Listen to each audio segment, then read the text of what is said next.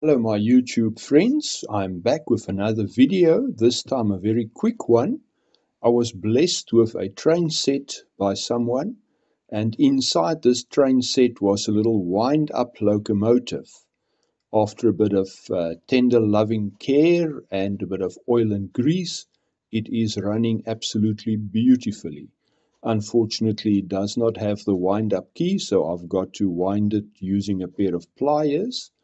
But it runs very well. Unfortunately, as with all wind-up locos, you do not have speed control.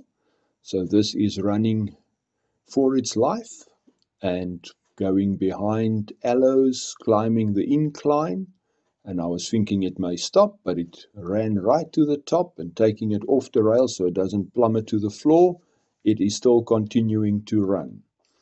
Then I also connected it to the carriages from the train set, and that you will see in the next clip.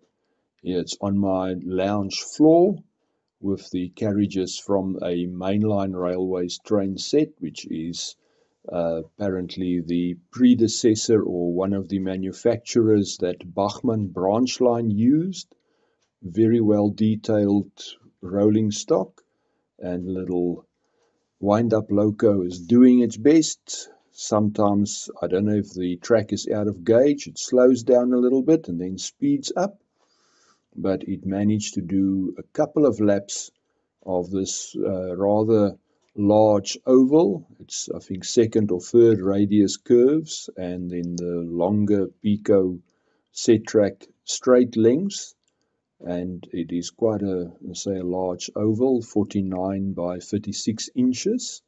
And this little loco managed to do a few laps around that on a single wind.